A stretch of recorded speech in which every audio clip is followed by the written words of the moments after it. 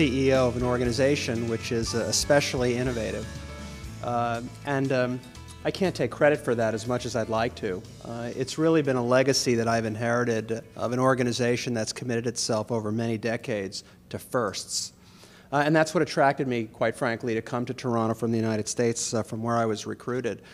And I'm going to tell you a very brief story about my job interview, which will give you a sense of perhaps the thinking at Baycrest, which was so attractive to me in terms of innovation, and which increasingly is attracted to others who are joining our organization. So I was in the job interview with a pretty high-powered search committee, some of Canada's leading business people, academic leaders, etc.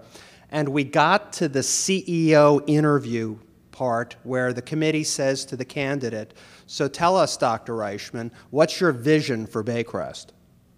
You're always asked that question when you apply for these kinds of jobs.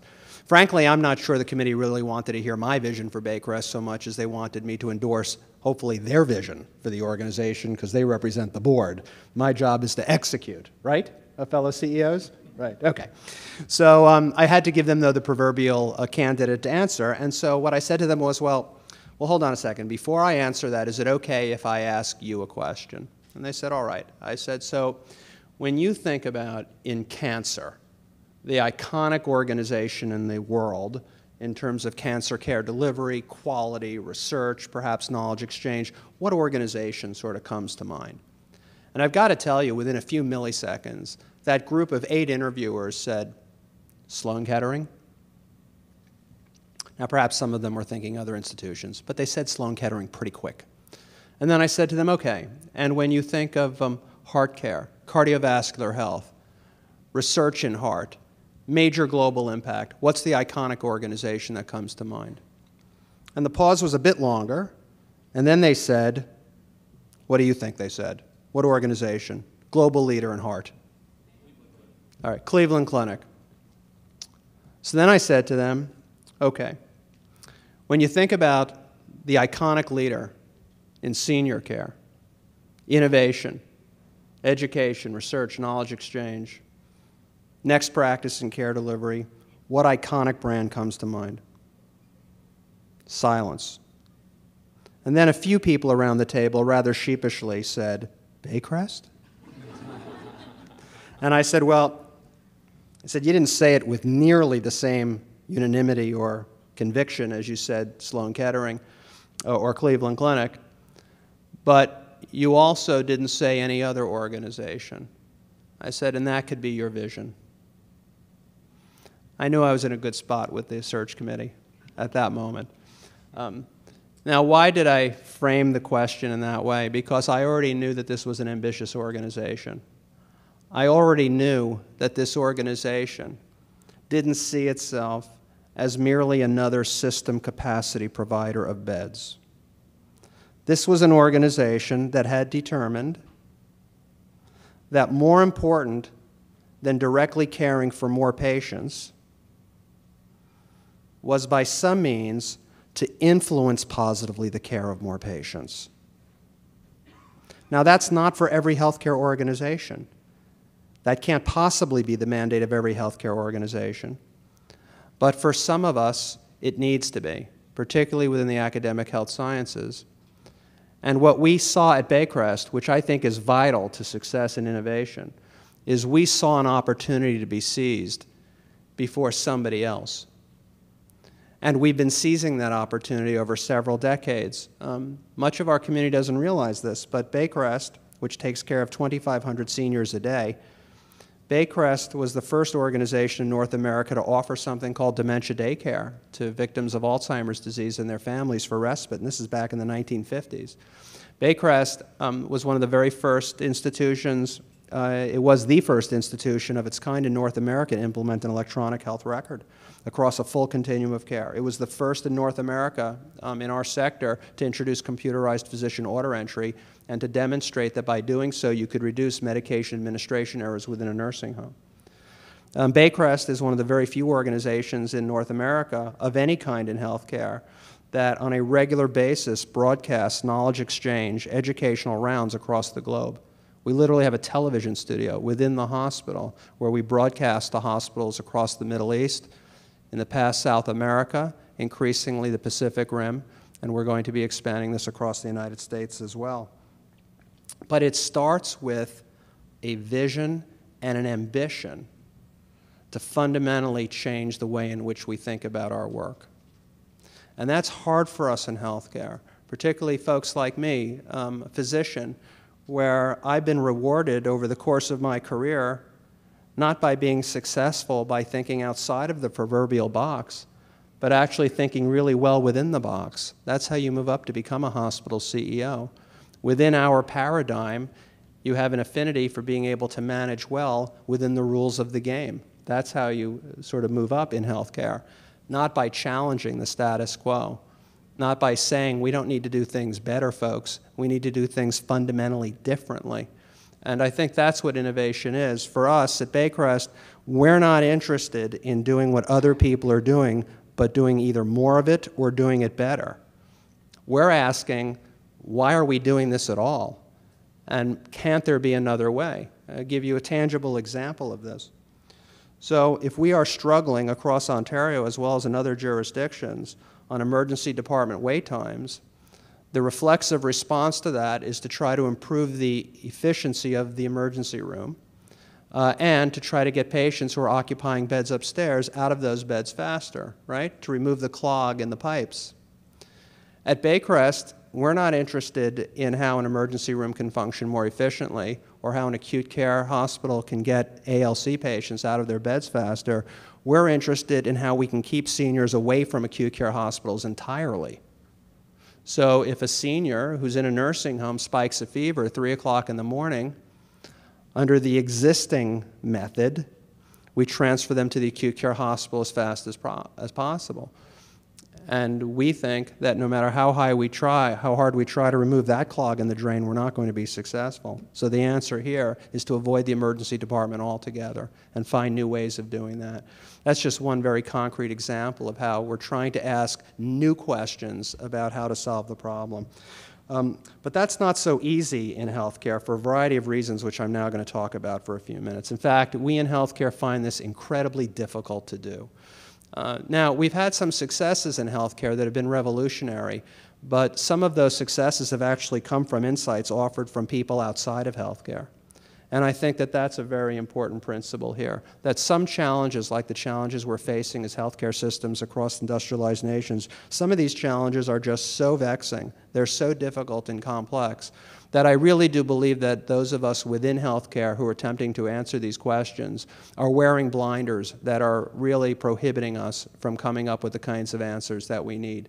And so I think increasingly the way to innovate, the way to come up with fresh ideas is to not only rely on the same kinds of people with the same kinds of expertise and upbringing, because we're biased as soon as we start to address the questions. In healthcare, one of the great successes we made in reducing errors in operating suites, and now perhaps increasingly in critical care units, was to adopt methodology from an industry that also cared very much about patient safety, and that was which industry? The aviation industry, because they care just as much about patients falling out of the sky as we do. But we couldn't figure this out ourselves, so we looked to them. And I think that's an important lesson for us in healthcare. Okay, so where do I think we get bogged down in healthcare, and where at Baycrest are we trying to focus our efforts so that we can avoid some of these sort of professional liabilities that we have? Well, the first thing is, in academic health sciences, where I've spent my whole career, we tend to focus almost exclusively on the push of innovation. And I would imagine that you've heard this before throughout the day. But we really think that if we've got a good idea, then automatically somebody else is going to think it's a good idea and want whatever the product of the good idea is. Because in fact, the way we get rewarded in academic health sciences is by the push, not by the pull. So the more papers we publish, the more grants we get funded, even if the insights don't lead to the kind of value the panel before us was talking about a moment ago, and that was tangible value add to some kind of market, whether it's patients or others. So I think that what we're really trying to do more of at Baycrest now is focus on the pull. In the same way that I told you the story about what's the opportunity for the whole organization to be the Cleveland Clinic of its field, I think the same thing is what we're trying to achieve at a smaller level, and that is what's needed out there, where are we best suited to meet that need, because we can't do everything. So we're constantly looking at the pull. We know we're good at pushing, but we've got to find the pull, where the push is going to give us the maximal return on investment of effort and time, et cetera.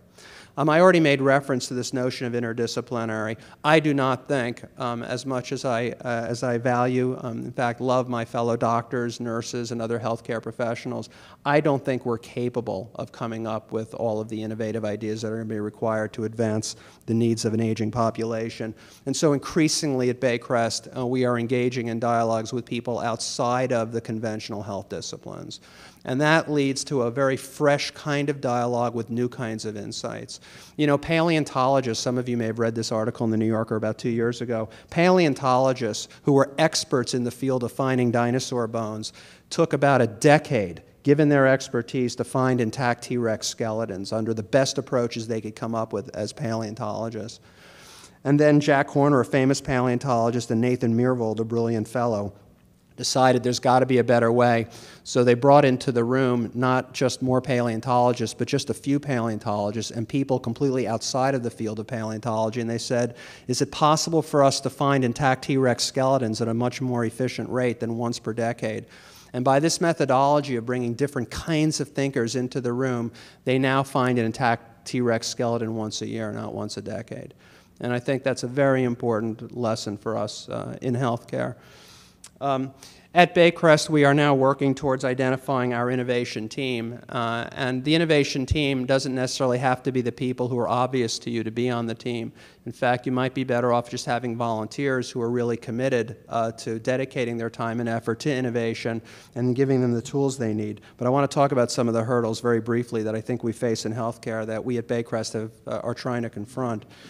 The first thing is, me as the CEO, I have to work very hard, as does my leadership team, to communicate and get excitement around explicitly clear strategy, vision for the organization, and the innovation goals. If we merely say to the organization, okay, go out and innovate, then we'll be paralyzed. Nobody will know what's important to innovate on. There'll be all kinds of great ideas. A few of them will gain traction, and we will have wasted a lot of time, but at least convinced ourselves we're an innovative organization. It's thus critical to make the desired innovation outcome clear. From our innovation team, from these efforts, are we looking for incremental development, incremental advance, or are we really looking for disruptive innovations? And I would say that at Baycrest, given the challenge of meeting the needs of a rapidly growing aging population, that incremental change is not going to get us there fast enough, and we've got to be thinking about disruptive innovation. Very clear to communicate these goals of innovation and the team approach across the organization. One of the real hurdles we have in healthcare is that even if you identify the innovation team, or even if your innovation team is made up of your scientists within your research tower, they don't exactly get open arms when they go out into the field to test their ideas at the bedside. In fact, they're resisted. You don't know how to tell us to take care of patients. You're in no position to tell us to question, how we're presently managing bed sores or preventing patients from falling or reducing medication errors. So it's really critical to figure out how to get the buy-in from the rest of the organization. And I think in healthcare, this is probably the most vexing challenge we have, and that's overcoming fear of failure. In healthcare, we're not supposed to fail. In fact, when people when they give us the most attention, it's when we've made a mistake. And we live in fear of this, that it's going to be publicized, it'll be in the newspaper. I mean, there aren't the competitive market pressures here in Canada as there are in the United States to fail, where failure in the United States really does reduce your bottom line. Whereas here, at least in Ontario, the way hospitals are funded, it really doesn't have as much of an impact as perhaps it should, nor does success. But we in healthcare are very conservative. We're very afraid to do wrong for obvious reasons. But innovation by its very nature means that you have to be willing to fail. In fact, you have to be willing to accept failure quite a bit. Just like if you're an aspiring actress or performer, you have to be willing to be turned down. Not all great ideas are going to turn into things that really get traction. And so we have to build that into the culture of the organization. It's okay to fail. It's okay to experiment. That's part of the process. We in healthcare are not risk takers. By our very nature, we're attracted to healthcare because it's secure. We're salaried employees. We're not terribly entrepreneurial. We like that comfort zone. We know our business. Somebody will pay us a salary for it. If I see more patients as a doctor, I'll get paid more money. I'm comfortable. I understand the rules of the game, and I feel like I'm in control. We're not risk takers by our nature. And I think that this is also part of what's been holding us back in healthcare. Obviously, we've got to ensure the commitment of our innovation team, and we've got to address organizational indifference or hostility to innovation. And believe me, it does exist. There's no reason I need to change. I've been doing it the same way for 40 years. Don't tell me to change it now. Okay, I did make some reference. I'm going to wind up with some of this. I did make some reference about identifying those internal workers who are really best suited to drive innovation and put them on it and protect their time. This can't be what they do when they go home at night after their day job. The organization has to make a commitment. At Baycrest, we've gone out and raised philanthropic dollars. We've created what's called a Chairman's Fund for Innovation. We're going to be putting those dollars to hopefully very productive use, and this is to encourage the testing of innovative ideas and to reward, as we heard, I think, of the panel before this one, to be able to reward those ideas that gain traction and are scalable, not only across our health system, but across the province and perhaps Canada and elsewhere. As we do this, though, for an organization that's been around 90 years and has a very loyal workforce, we have to continue to acknowledge the efforts of the old guard, of those who are making sure that we don't so disrupt the organization that things fail. And so we have to reward those contributions. We have to continually acknowledge them as we reward innovation and change. I think that's very important. We heard in prior talks about removing organizational silos. I also do think it's very important to find strong external partners. At Baycrest, we're pursuing dialogues with people we never would have imagined a few years ago that we're establishing dialogues with, whether it's Cisco Systems, helping them find new applications for their technology in senior care, whether it's Apple, Philips. We're forming relationships with partners that historically we never would have thought of dancing with, but we feel we need this in order to drive innovation. And I've talked about how engaging end users, really understanding the pull is critical. And this is part of the magic of the Baycrest sort of fertile garden or laboratory. We have 2,500 seniors on site per day. We have their caregivers, and then we have an active volunteer corps of 3,000 retired seniors who are in relatively good health.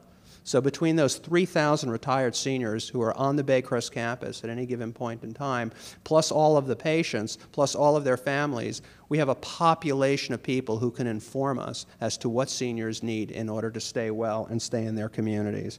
And that's a very valuable asset to have. So what are the key leadership drivers and incentives? I'll wind up with this.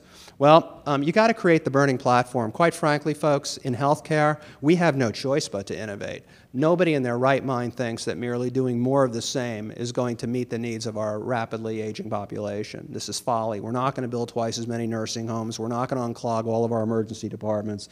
There's no way that just building capacity with the existing approach is going to serve the needs, certainly of me when I get to be a senior, or even my very senior parents right now. So I believe that innovation is quite frankly survival for healthcare. And those organizations that are in competitive markets, if they don't innovate, they're going to be closing beds. I also think that key leadership drivers and incentives are giving rewards for risk-taking. It's okay to gamble, and certainly greater rewards for success is very important. So this is what we're doing specifically then at Baycrest. So we see Baycrest as essentially having three components. This is a work in progress. We have the Baycrest, which on this slide is identified as Baycrest Health Sciences. That would be your conventional view of an academic health sciences center. Clinical care delivery, as well as a research or science platform within our Rotman Research Institute and our educational efforts towards that part of the tripartite mission. But I think what distinguishes Baycrest and where I'm encouraging other leaders within our sector to focus is in building an innovation engine. So we are reorganizing Baycrest so that there is an entity which is going to pull great ideas that have traction out of the health sciences and then push them into a commercial arm of the organization, which is going to be called Baycrest Global Solutions, which has a variety of different subsidiary entities within it.